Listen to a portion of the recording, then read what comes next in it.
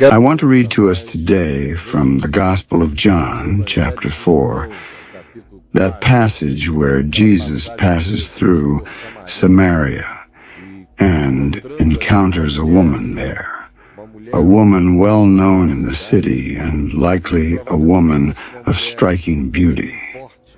Later on, it is mentioned that when the disciples saw Jesus speaking with that woman in solitude, their hearts wondered why he was talking to a woman.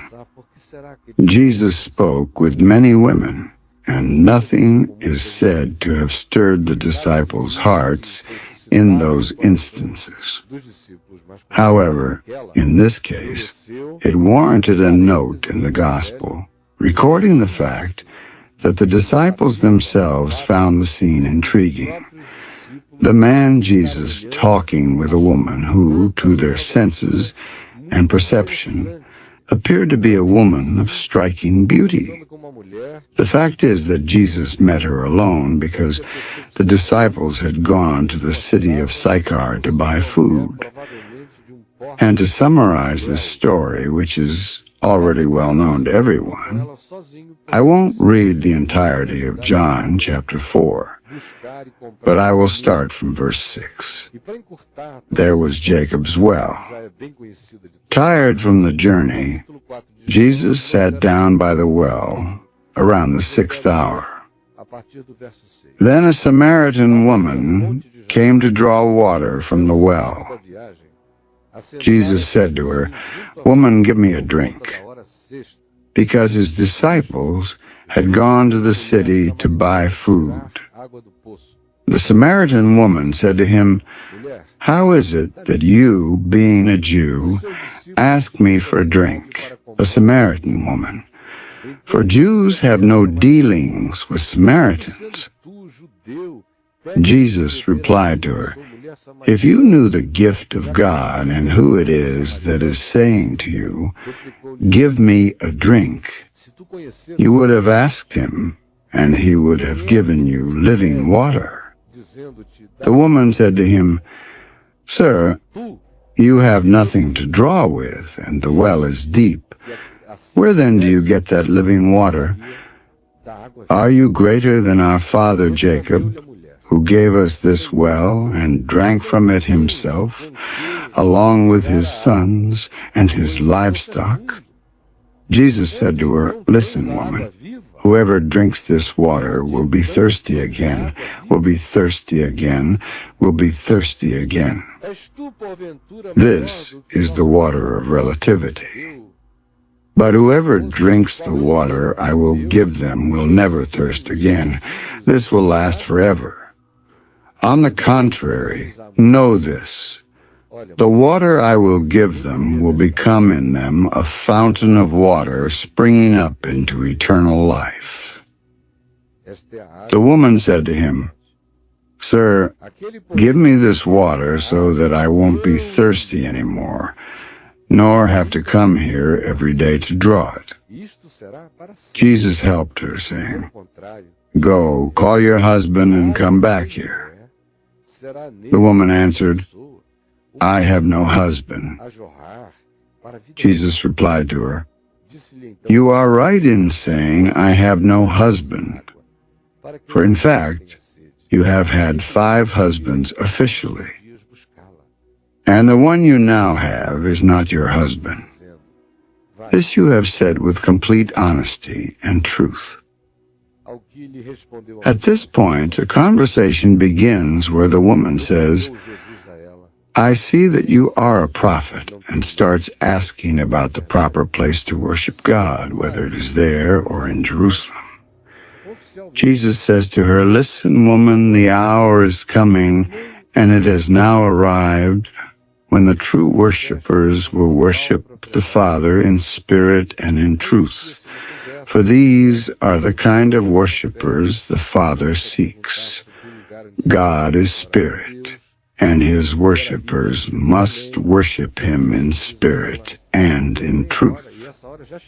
The conversation continues, but the fact is that the woman left, went back to the city, and invited not only her current partner, the person she was in a relationship with, though not yet considering it as a marriage with the guarantees of seeking permanence, but also all the other men of the city to come and see her. This morning, I posted on my Facebook page that our theme for the day is "I'm needy, so I opened up," which is something we see people expressing all the time, whether in personal counseling or in the thousands of emails I've received. In fact, over the past 13 years, I believe I've received more than 1 million emails, literally. A lot of people saying a lot of things. And every day here on this program, we deal with countless matters that relate to human neediness. Especially women often talk about their sense of neediness in personal counseling, particularly when the issue involves a relationship that developed and then went wrong. Almost unanimously, you hear women in particular attributing the beginning of it all, their decision to open up, to their sense of neediness. I was needy, and that's why I opened up. It's a phrase that today explains nearly everything related to giving oneself to something without proper discernment, without adequate caution. It stems from responding to what settles in the heart as a desire, a necessity, a yearning.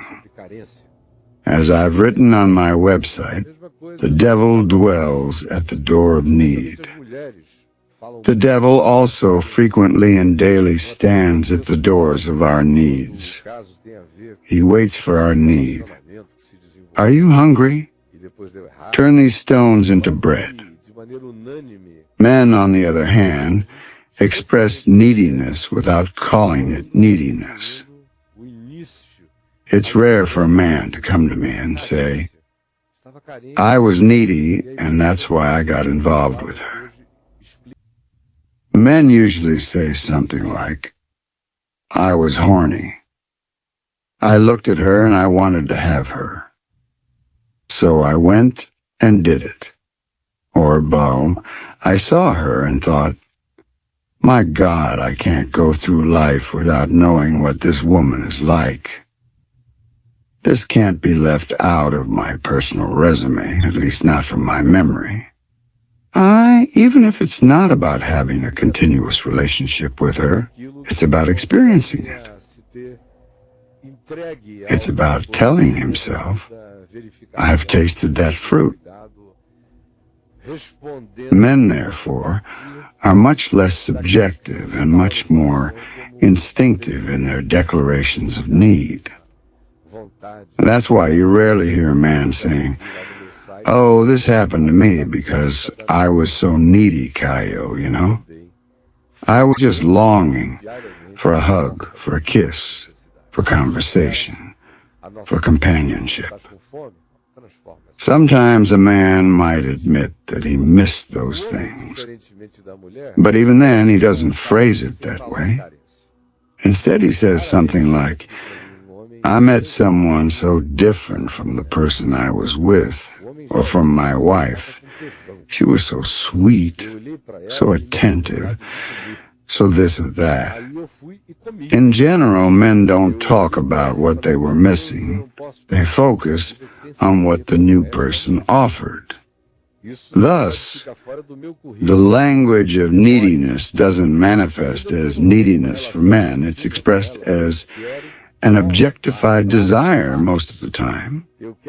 Women, however, explicitly talk about their thirst. Thirst. A man says he feels desire. A woman feels thirst. I was needy for affection, needy for tenderness within me, needy for someone to listen, for a conversation, for a gaze that would discover me, light up in my direction. And then, only after this comes a sexual need. When women express such neediness, it almost always emerges, 98 or 99% of the time, from an emotional and affective need, particularly when it comes to women, as I said earlier, in contrast to men. Men typically say something like, "She was so hot, I couldn't resist." And sometimes it wasn't even because I lacked anything at home. My wife is amazing, wonderful, and I love her, but I just couldn't miss that shot, that opportunity to score a goal. That's the male description of what they do outside the bounds of a healthy, established relationship, one they should treat with all care, affection, and fidelity. Women, however, speak differently. It's no coincidence that when Jesus talks about thirst, he does so in the context of a relationship with a woman. Think about the number of encounters Jesus has with men in the Gospels. In none of those encounters does he speak about something so subjectively tender, deeply embedded, psychological, and visceral, constructing a metaphor so intimately connected to a profoundly sensory element of human life as he does in this case. There are countless situations where he heals people, confronts them, or deals with human deceit. When it's a man like Zacchaeus, he simply says, "Come down quickly." Or when others approach, like lepers or the blind, he simply heals them. And the metaphorical application of what he has done often follows the theme of light, sight, vision, or perception. That's the line he associates with what he does. Perhaps the most subjective conversation Jesus has with a man is with Nicodemus, also in John chapter 3, when he speaks about being born again. Even then, it's a journey of subjectivity that doesn't reach the immediate, emotional, and wounded, visceral depth of the one he is addressing. It points instead to an ontological perspective of the conception and reality of being itself. Here, however, he deals with a matter that immediately becomes a metaphor for the woman, addressing the language of feminine neediness. This isn't to say that men don't have needs. They do. And as the text unfolds, we see that he begins the conversation with a woman, but ends with a generalization. "Whoever drinks the water I give them will never thirst again, forever." But remarkably, he starts from the historical, existential, and psychological place where the confession of neediness is most explicitly expressed in the feminine heart. Though every human being, both men and women, suffers from the same thirst, they describe it in different ways, using different languages, yet the thirst is there, deeply rooted in the heart. Look at me for a moment. What happens here is that everything Jesus says to this woman in John 4 revolves around this metaphor of thirst. And everything the woman says expresses her thirst. Jesus begins by asking for a drink. The woman, surprised, points out that he is a Jewish man speaking to her, a Samaritan woman. She emphasizes this fact, revealing her awareness of the cultural divide. Jews do not associate with Samaritans. Her astonishment might also hint at a deep-seated desire to have a meaningful conversation with a Jewish man, something rare because Jewish men avoided Samaritans, let alone beautiful Samaritan women. Yet here is this young Jewish man speaking with a beautiful Samaritan woman and asking her for water. Then Jesus says, "Look here, my friend. Whoever drinks this water, this relative water that cannot quench the essential thirst of humanity, will be thirsty again. Whether it's this physical water or the metaphorical waters of emotional or psychological need, we thirst for them as well. Thirst for affection, thirst for validation, thirst for countless things." In the text, we see the woman clearly expressing her thirst, her exhaustion, from the cycle of drinking and never being satisfied. This is like the cycle of sexual thirst from the male perspective, described as desire, and from the female perspective, expressed more broadly as a longing for affection and connection. Men frame it as sexual desire, while women express it as a mix of emotional and sexual neediness. But either way, you find yourself returning to the well daily, trying to refill the emptiness, because these waters never truly satisfy. The woman in her own way reveals not only her physical thirst, but also her spiritual thirst. Religion, like sex, is another well of relativity. Anyone trying to quench their spiritual thirst with religion is like someone who must visit the well every day, needing to refill because, like sexual neediness, religion demands frequency. Religion is like Jacob's well. It's not living water. That's why religion operates on the element of frequency, constantly reminding you, if you don't return to the well daily, you will die. But the gospel of Jesus is not like that. When you look at Jesus, you don't see him saying, "Come back here repeatedly, or your life will fall apart."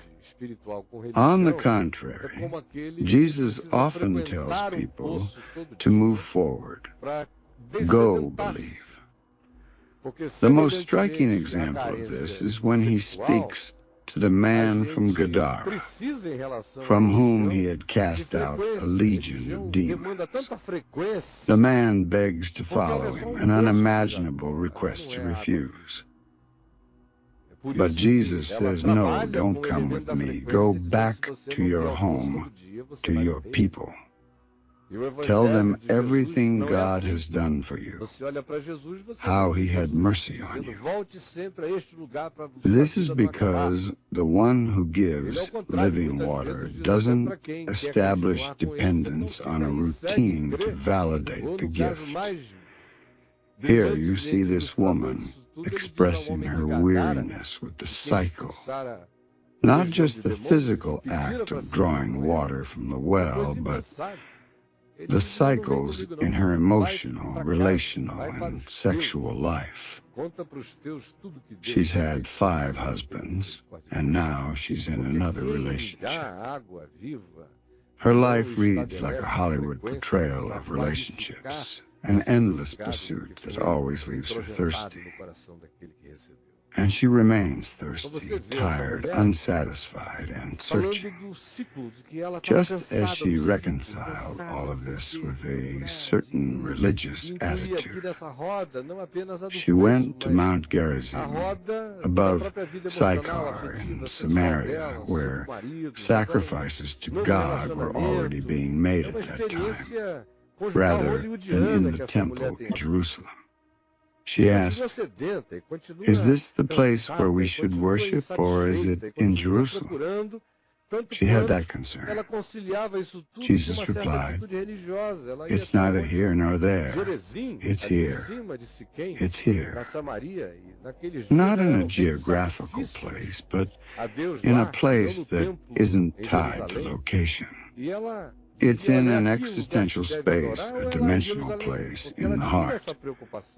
God is spirit, and his worshipers must worship him in this dimension, in truth. That's it. The mountain of worship is your heart.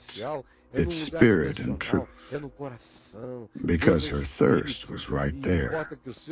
Her thirst for God. This thirst for God often manifests as sexual desire. Sometimes it shows up as a need for affection. Sometimes as a longing for a spouse, for security. Sometimes as professional ambition. Sometimes as religious zeal.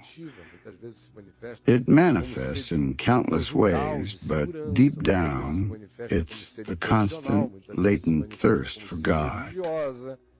And as we see in the continuation of the story, this woman, who had a keen interest in resolving her emotional hunger and gave herself to men in a successive and intense monogamy, being young, having had 5 husbands, and now in another relationship, also had an explicit interest in God. She was curious about prophecy.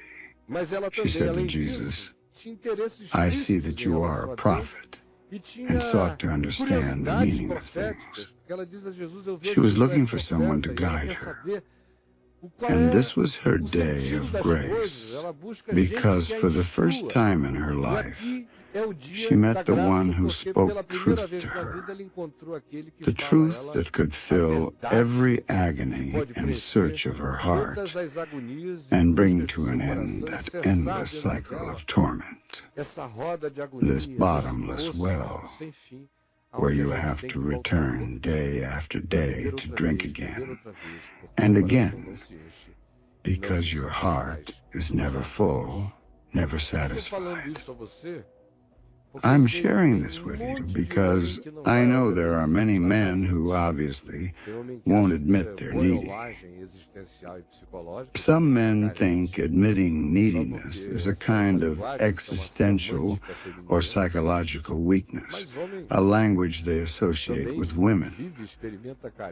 But men also experience neediness, which often makes them even more fragile and more prone to giving in to their own lusts.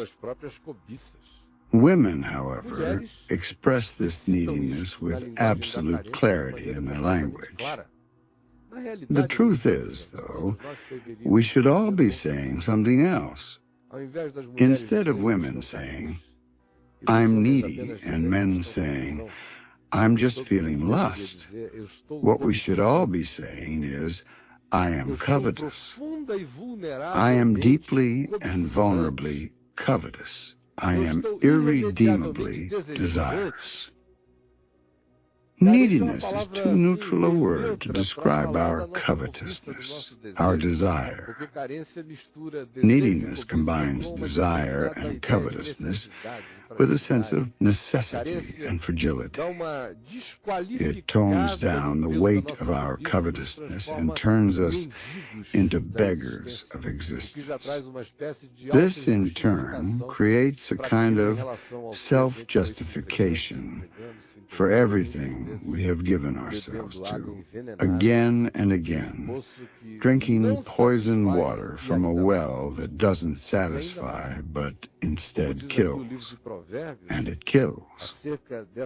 As Proverbs 5 teaches about trying to quench the thirst of the heart and soul in the wrong places, it says in verse 15, Drink water from your own cistern, flowing water from your own well.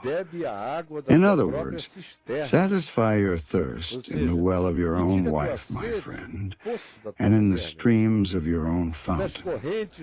Why should your springs overflow into the streets, your streams of water into the public squares? This speaks of the outpouring of life, energy, and even the seminal outpouring of a man outside the bounds of marriage.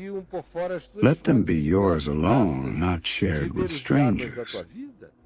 This is your well, drink from it. May your fountain be blessed, and rejoice in the wife of your youth, a loving doe, a graceful deer. May her breast satisfy you always. May you ever be intoxicated with her love. Satisfy your neediness at the breasts of your wife. Let her caresses intoxicate you always. Even so, this fulfillment is relative. No woman is the source of living water, and no man ever will be. That source can only be found when we drink from the Spirit of God, when we begin to worship God in spirit and in truth, and from our hearts flows the spring of living water. Even when we are unloved, rejected, unnoticed, or unappreciated, we can experience the pain of these relative moments, the realities of not being affirmed or desired. But without the living water within, these pains can take on absolute power in our hearts. However, if a person has the living water within, they may feel external thirst, but they carry within themselves a spring, not a well, that flows to eternal life. Every human relationship is a well, not a spring. Every marriage is a well, not a spring. Every friendship is a well, not a spring. Every human connection is a well, not a spring. Even the most wonderful marriage is a well. It may be deep, but it has an end. It's a well, not a spring. The human spirit, though it needs the well, fundamentally requires the spring.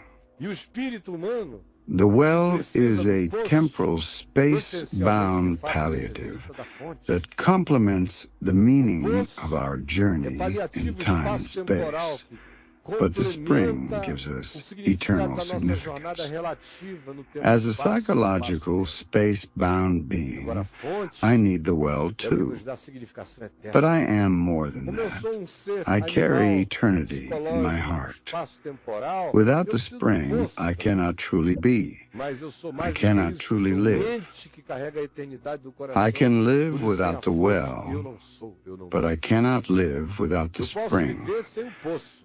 With the living water within me, the well becomes precious, good, and healthy. Those who drink of eternal water appreciate the waters of the well of relativity even more because they take them in the right measure, without exaggeration, idolatry, or the illusion that such water can bring ultimate happiness. It has its relative role and, as such, is enjoyed for what it is, but without turning it into an absolute. However, those who only have the well, poor souls who have never drunk from the spring, make the well the entire meaning of their lives. And when the well is gone, they fall into extreme neediness, capable of drinking mud, getting stuck in swamps, and trying to quench their thirst with poison. They grow so desperate that they dive headfirst into mirages, only to discover the scorching dryness of the desert's deceptive sands. All of this is to make you reflect on today's theme. I am needy. Therefore, I worship myself. Is it possible that you, man or woman, are experiencing this neediness, are on the verge of it, or are justifying yourself by saying, "It was my neediness"? We've changed the narrative. In the past, men said, "It was the woman you gave me," and women said, "It was the devil." Now, in this psychological age, we say, "It was my neediness, unbearable." Freud has helped us become beings who speak the language of neediness. Women now thank men for not blaming them anymore, saying, "It was the woman you gave me."